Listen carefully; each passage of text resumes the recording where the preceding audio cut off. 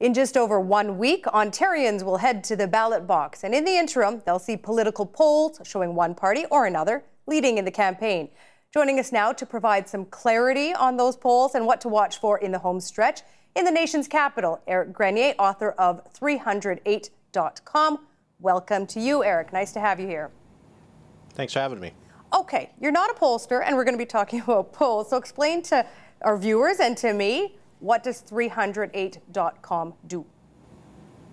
Well, it's a website that focuses on polling at both the federal and the provincial level, and it talks about issues that are related to polling, but also aggregates polls and sort of focuses on the longer-term trends and the things that polls can tell us, because sometimes polls can sometimes be a little bit confusing. Okay, we're going to talk about confusion in past polling, but I want to ask you, you talked about you aggregate polls. How do you do that? There's a lot of polls that come out during any campaign. How do you aggregate the polls? Well, simply put, each poll that comes out is weighted by 3 different factors. So the age of the poll, so a poll that's newer is going to be given more weight in the model. The track record of a pollster, because we look at how a polling firm has performed in the past, and also the sample size. So you just weight a poll by those 3 factors, and you put them together, and that gives an aggregate result. And in general, in the past, an aggregate has performed better than any individual poll, so it's usually a more reliable picture of the race than any one poll that comes out, because there will be 4 or 6 pollsters that are going to be active in this Ontario campaign, and it's hard to know which one is going to be the one that's going to nail it. So an aggregate will usually give a better result. All right, Éric, I want to pull up something from your website. This is one of your graphics that you put up this morning. You put them out every day. Let's take a look at this. This is this morning's update before the debate. It shows the Liberals with 36.7%. The Progressive Conservatives were 35.5%, the NDP at 20.3%, the Greens at 6.3%, and the rest at 1.1%. Now, if those percentages were true, this is how it would translate into the seats. So 107 seats at Queen's Park, 47 seats for the Liberals. That would not be a majority, would put them in minority situation. 43 seats for the PCs, 17 seats for the NDP, and no seats for the Greens or any other party. Okay, Éric, that's just the middle column from both vote total and seat projection. Let's just stick with this for now. You do one of these every single day? Well, whenever there's a new data to add to it. So today there was with the polls from last night, so yeah. Okay, so compare it to yesterday's. How much have the numbers changed from yesterday to this morning? Well, they did change in favor of the Liberals because of the 2 polls that came out last night that had the Liberals in the lead, and the 2 previous polls that had been added to the model had the Tories ahead. So it's moved back to in the favor of the Liberals. But throughout the campaign, it's generally been the numbers have generally been better for the Liberals. All right, but during the first few weeks of this lengthy campaign, I remember seeing, I think it was an Ipsos and Forum polls that came out, within 24 hours of each other, and I don't have the exact numbers, but I remember seeing that the PCs and the Liberals in each poll were almost the exact opposite. So one day one had 36%, in the other poll the other had 36%. That is quite varying results. Why are we seeing that? Well, that's a bit of a mystery in this campaign, and it's something that's been a bit common for Ontario. Anybody who's been following the polls in the province since the last election will tell you that in the last 6 months, that sort of thing, each poll that came out seemed to be contradicting the poll that came out before it. And this also sort of happened in 2011 in the campaign. For the first 3 weeks, there was about half the polls had the Tories in front and half had the Liberals in front.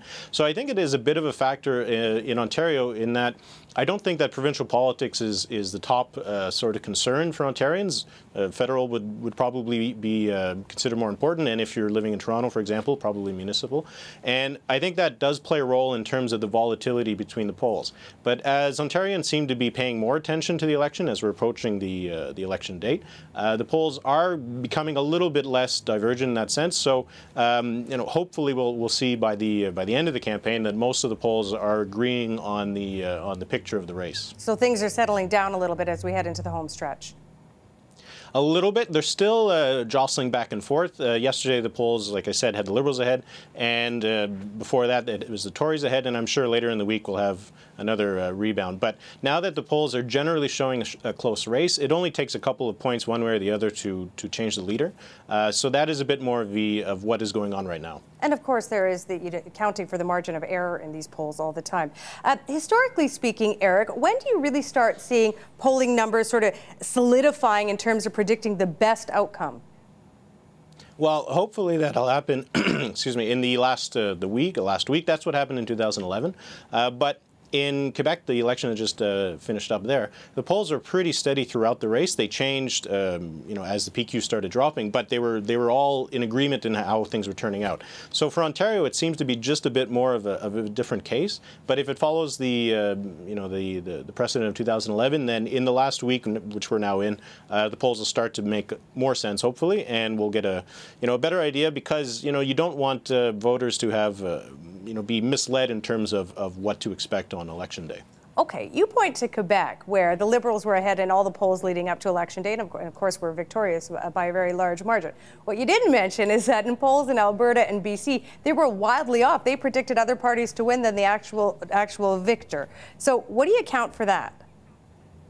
Well, yeah, that is something that the pollsters have been trying to correct for in the last couple of elections, and they have been successful. The elections in Quebec and Nova Scotia, the polls did quite well.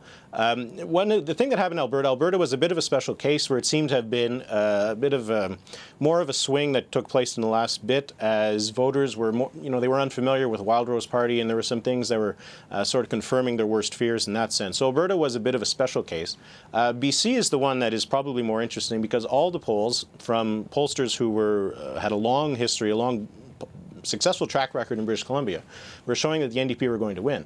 And in the end, of course, the Liberals did. And the thing that happened there was primarily that the pollsters weren't making setting the difference between people who vote and people who don't. So if you have a poll that is polling 100% of the population, but only 60% are going to vote, if that 40% that doesn't vote is very different from the 60% who do, you're going to have polls that will end up being wrong. And that is something that happened in BC. So what they're doing now, and what they've done in the last couple of elections, is that they're taking more efforts to try and identify who is likely to go out to vote.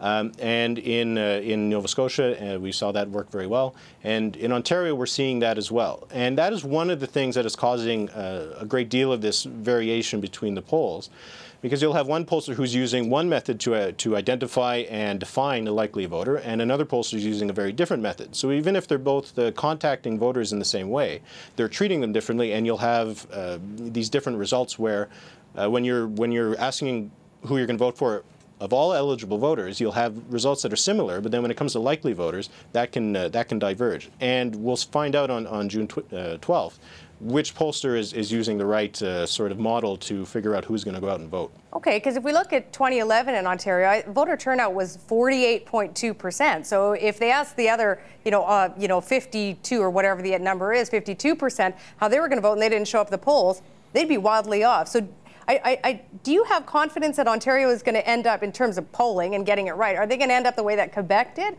or perhaps go the way that Alberta and BC did? I don't think we'll end up with something like Alberta or BC, where the party that is seen to win very comfortably is end up losing. That's what happened in those two provinces. In Quebec, it was very close and the polls did well. In Ontario, when we're seeing such a close race, if you're having one party up over the other by 2 points, and another pollster has the other party up by 2 points, when you have the margin of error, it's not necessarily those two polls are disagreeing with one another, and it's harder to say who's going to be right or wrong when the results are in, because of that margin of error.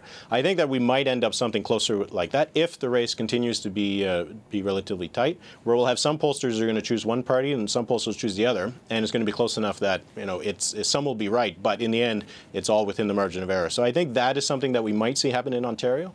But if the turnout has such a huge effect that we've seen in some of the polls, where the race becomes this landslide win for the Tories or something like that, that is something that could happen.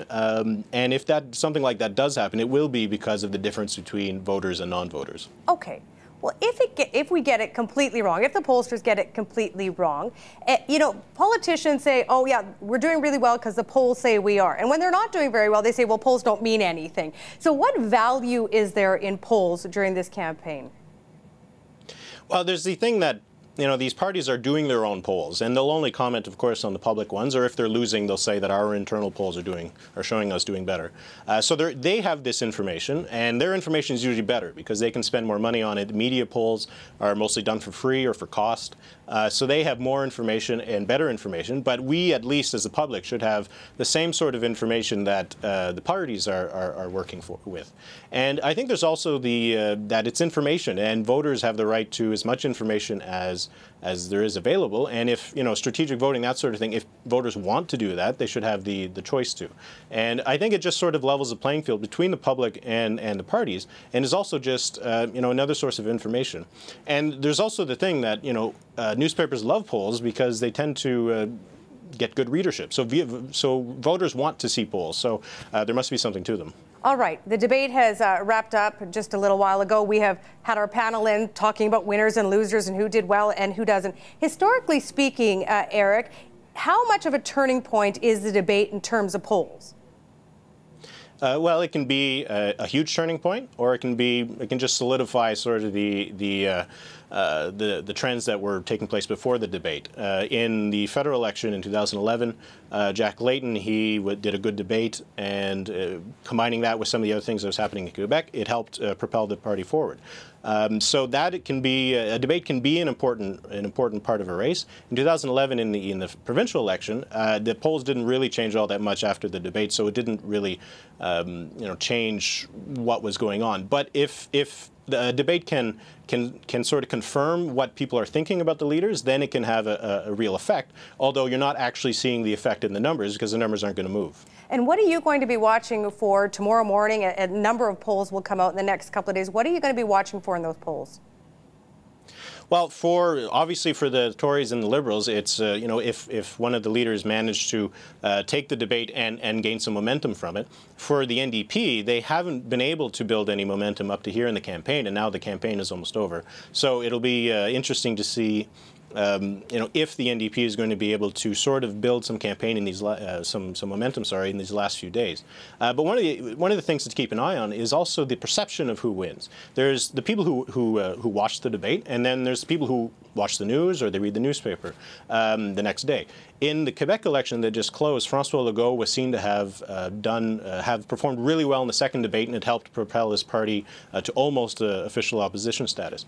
And a poll that was done after the debate, it asked viewers and other Quebecers who they thought won.